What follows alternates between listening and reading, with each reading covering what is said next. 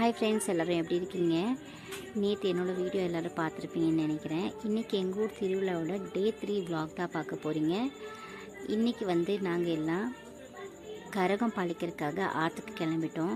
ஒரு 9 மணி இருக்கும், நைட்டே கிளம்பிடுவோம்.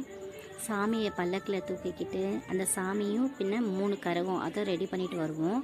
அங்கே ஆற்றுலேயே ஃபுல்லாக ரெடி பண்ணிவிட்டு காலையில் தீ மிதிச்சுட்டு கோயிலுக்குள்ளே வர்றது தான் எங்கள் ஊர் வழக்கம்.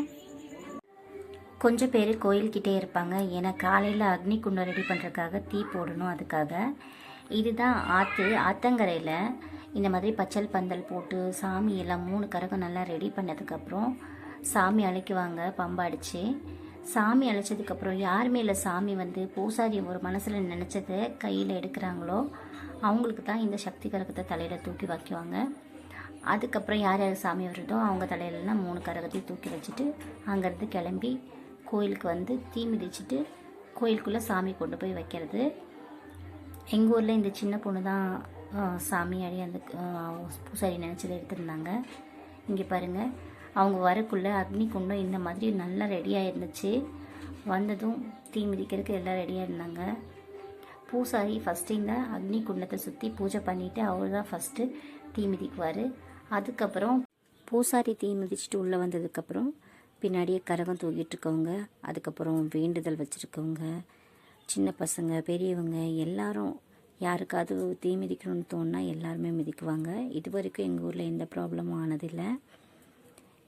இங்கே பாருங்கள், அந்த வீடியோ கூட உங்களுக்கு நான் அட்டாச் பண்ணுறேன், ரொம்ப நல்லாயிருக்கும்.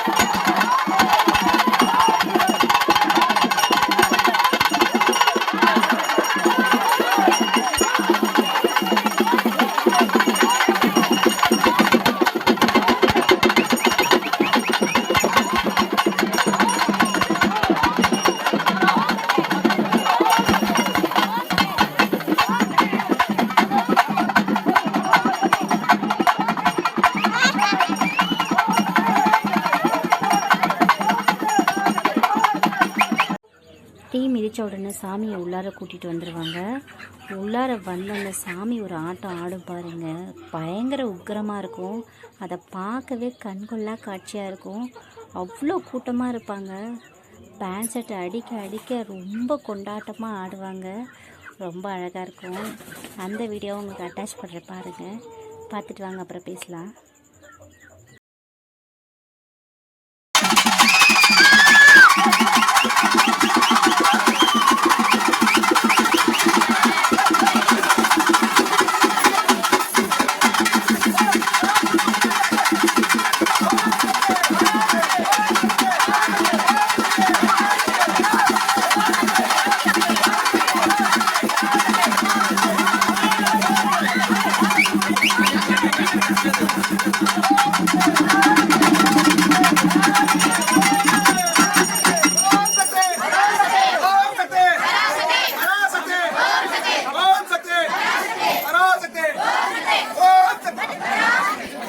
இதுக்கப்புறம் சின்னதாக ஒரு பூஜை முடிச்சுட்டு எல்லாருக்கும் திருநீர் பிரசாதம்லாம் கொடுத்துருவாங்க. அதுக்கப்புறம் ஆல்ரெடி செஞ்சு வச்சுருப்பாங்க அந்த கூழை எல்லா சாமிக்கும் படையல் வச்சுட்டு அதுக்கப்புறம் எல்லாருக்குமே கூழ் கொடுக்க ஸ்டார்ட் பண்ணிடுவாங்க. ரொம்பவே டேஸ்ட்டாக இருக்கும். இங்கே பாருங்கள், அம்மனுக்கெல்லாம் கூழ் படைச்சாச்சு. எங்கள் அம்மனை பாருங்கள் எவ்வளோ அழகாக ரெடி பண்ணியிருக்காங்கன்னு. அந்த ஆத்தாவே நேரில் வந்த மாதிரி ஃபீல் ஆகுது. எல்லா சாமிக்கும் இது முனீஸ்வரன் சாமி, இந்த சாமிக்கும் கூழ் படைச்சாச்சு. கூழ் படைச்சதுக்கப்புறம் எல்லாருக்கும் வந்தவங்களுக்கெல்லாம் கூழ் கொடுத்துருவாங்க. அவ்வளோதான், இன்னைக்கோட டே முடிஞ்சிருச்சு. எல்லோரும் கூழ் குடித்து முடித்ததும் அக்னி குண்டத்தை சாந்தி பண்ணுவாங்க. அது அப்போவே பண்ணிடுவாங்க. இந்த அக்னி குண்டத்தில் இருக்க எல்லா சக்தியும் சாமி எடுத்துக்கும் அப்படின்ற ஒரு நம்பிக்கை. இப்போ அவ்வளோ ஹீட்டாக இருக்கும். நமக்கு இந்த சாந்தி பண்ணுறதுக்கு முன்னாடி இந்த அக்னி குண்டம் ரொம்ப சூடாக இருக்கும். இந்த சாந்தி பண்ணதுக்கப்புறமே கொஞ்சம் கூட சூடே தெரியாது. அந்த அளவுக்கு அந்த சாமி ரொம்ப சக்தியான சாமி. அது எல்லா அந்த அக்னி குண்டத்தில் இருக்க பவர் எல்லாமே அந்த சாமி எடுத்துக்கும் அப்படிங்கிற ஒரு நம்பிக்கை தான். பாருங்கள் எப்படி பண்ணுதுன்னு சாமி.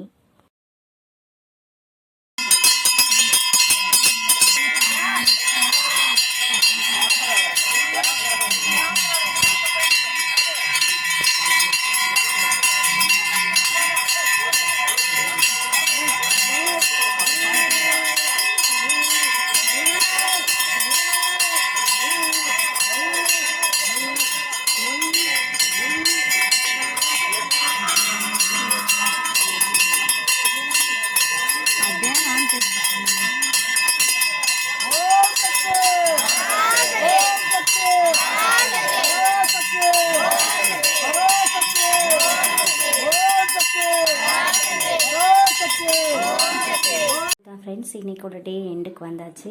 உங்களுக்கு எல்லாருக்கும் என் வீடியோ ரொம்ப பிடிச்சிருக்குன்னு நினைக்கிறேன். நெக்ஸ்ட் வீடியோவில் பார்க்கலாம். Until bye from Kokila. Thank you, bye.